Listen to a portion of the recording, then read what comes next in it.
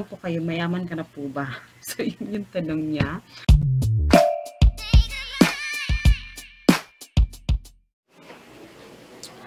Hi guys, it's Christine with our family budget.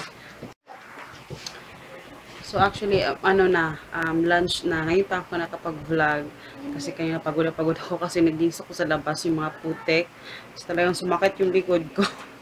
Yung pula ng ano ko, pinanggat ng langgam. So ayun, nagluluto ko ng pancake. Hagrid! So, kasi parati nagre-request yung isa. Tsaka wala rin akong snacks. Bibili pa ako mamaya kasi aalis kami mamaya. Hihintay namin si Papa dun sa punta kami sa mama ko. Tapos dun na namin siya hihintayin.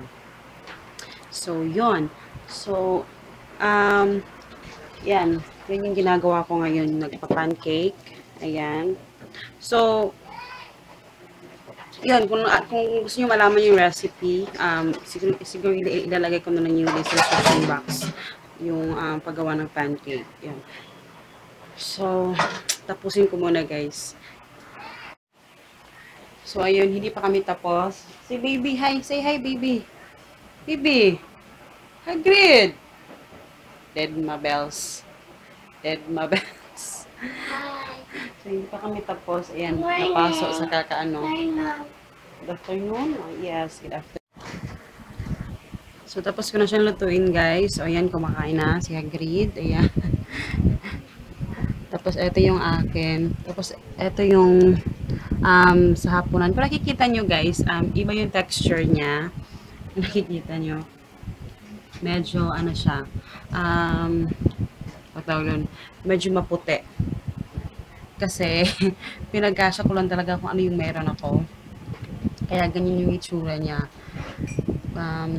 Tapos yan, panghapunan na namin yan kasi mamaya aalis kami. So, gusto ko pag uwi namin, hindi lang ako magluluto. So, yan na yung sa hapunan at saka magluluto lang ako ng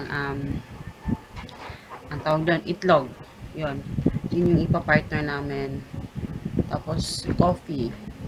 So, huwag na kayo magtaka kasi ganun talaga kami sa hapon hindi kami masyadong hindi kami masyadong tawag doon, yung aso, teka lang. Teka, ano ba yung sinabi ko?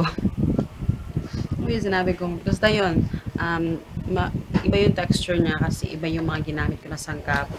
Kasi, yung gatas, hindi siya plain na gatas. Yun yung milk ni Hagrid yung kasi wala na akong ibang milk. Yan, yung Milo tsaka milk yung pinaghalo. So, yun lang yung inilagay ko doon. Para lang, hindi siya matigas. Para soft pa rin siya. So, pero walang pinag-iba talaga.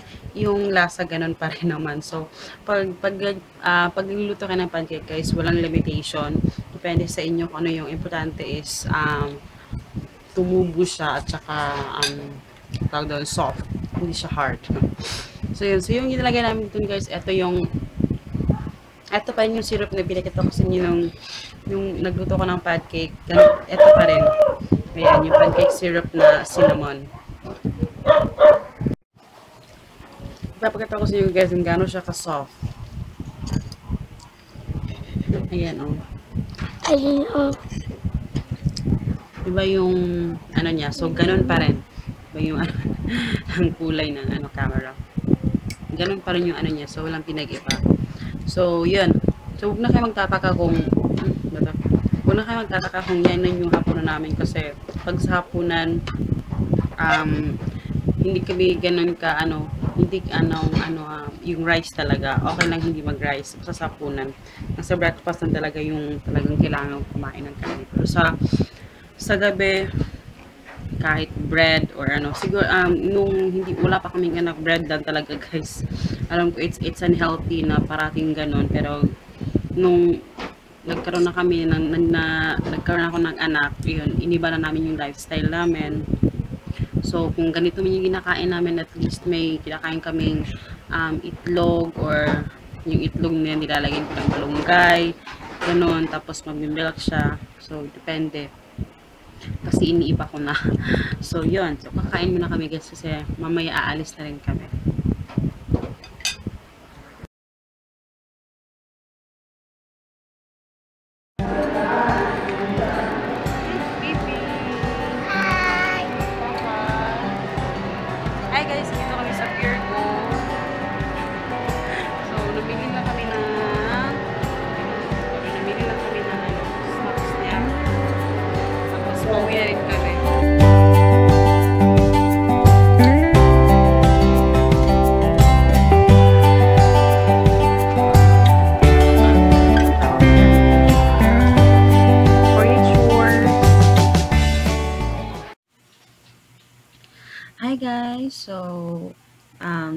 may sasagot na akong mga tanong ngayon.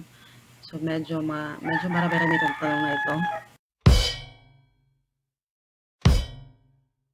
Maisie Get Dula, sabi niya, ano gamit yung camera at lighting? Actually, practice na sinasabi yung ginagamit kong camera is yung aking cellphone. Smartphone. Smartphone, Windows Phone yung aking cellphone. At yung lighting naman, hindi ako masyadong nag-vlog sa gabi, pero ginagamit ko is yung lampshade ko lang. Kasi usually, ang ginagamit ko lang is yung natural lighting lang sa araw. Yung araw lang yung natural lighting. So, yon. Sabi naman ni, Mamie Camille, actually, reply niya na to sa akin, sabi niya, doon din po ba sa courier magbabayad ng shipping fee? Seller po ba magbabayad ng shipping fee pag worth 500 up times 6 for the price? Actually, dun sa online na topic ko, pasensya sa manok. Yun sa online na sinasabi ko, guys, dun sa Shopee. So, yun yung tanong niya. Actually, pag nasa Shopee ka is wala ka nang problemahin. Ang gagawin mo lang is i-post mo lang yung item mo, i-receive mo yung orders. Hindi talaga ng manok. I-receive mo yung order, tapos i-pack mo yung order. I-arrange mo yung shipment niya. So, si Shopee nang bahala doon sa pagkuha ng money, sa ang tawag doon, wala kang ibabayad sa courier. Kung magbibigay ka lang ng tip, yun lang yung ibibigay mo. Pero hindi ka magbabayad sa kanya. Yun, si Shopee na bahala sa lahat, so wala ka nang paproblemahin. So, yun. So, sabi naman ni Carmi Joe Yalong, Bisaya to, asan di mo napalit ang mga educational toys na ipakita niyo? Means, okay, ang ingin naman ako kasi actually guys, 5 a.m. pa. 5 a.m. pa na ginagawa ko to ngayon. So, yun. Sabi niya, kung sa Tagalog is, kung saan ko daw nabili yung mga toys, mga educational toys na pinapakita ko. Napalit din ako siya dahil dito sa Despugon lang sa merkado. So, yun. Sabi ko, doon ko sa palengke binili yung aking mga educational toys. Doon lang talaga. Lahat. So, yun. Tapos, si Hero Gonzalez naman, sabi niya, anong oras ka natutulog at nagigising sis? Parang ang dami mo kasing oras. Ito, marami din nagtatanong sa akin ito, pero kaya marami akong oras guys kasi nagigising ako sa umaga is maagang maaga. Minsan 3 a.m. nagigising ako, especially kung marami akong gagawin, marami akong lilinisin, may ipapak akong orders, may lalaban ako, maraming labahin. So, kasi alam nyo guys, pag maaga kang nagigising, marami kang nagagawa. So, parang mahaba yung araw mo compared dun sa nagigising ka ng mga 8 a.m., 9 a.m. Parang ang bilis ng oras na wala kang nagagawa. So, yun din yung sekreto ko. So, maaga talaga ako nagigising, guys. Everyday, maaga ako nagigising. So, yun. Tapos, eto naman si Ann Piroco. Hello po. Kumusta naman? Kumusta naman po kayo? Mayaman ka na po ba? So, yun yung tanong niya. Mayaman na po ba daw ako? Actually, hindi pa ako mayaman. Kasi hindi naman ako nagpapayaman. Actually, hindi talaga ako nagpapayaman, guys. Ang ginagawa ko ngayon is kaya ako share yung aming journey. Kasi, nagbibigay ako ng tips. Kasi hindi pa kami nagpapayaman. Ang ginagawa ko is, kailangan namin makamit yung financial freedom. And alam niyo yung financial freedom, yung bang, kailangan merong peace sa iyong buhay na parang hindi ka nasa-stress sa utang, hindi ka nag-worry kasi hindi sa may emergency na darating, mayroon ka makukuha na pera. So yun, kasi wala kaming guys, hindi kami nagpapayaman dahil yung gusto namin is wala lang kaming stress.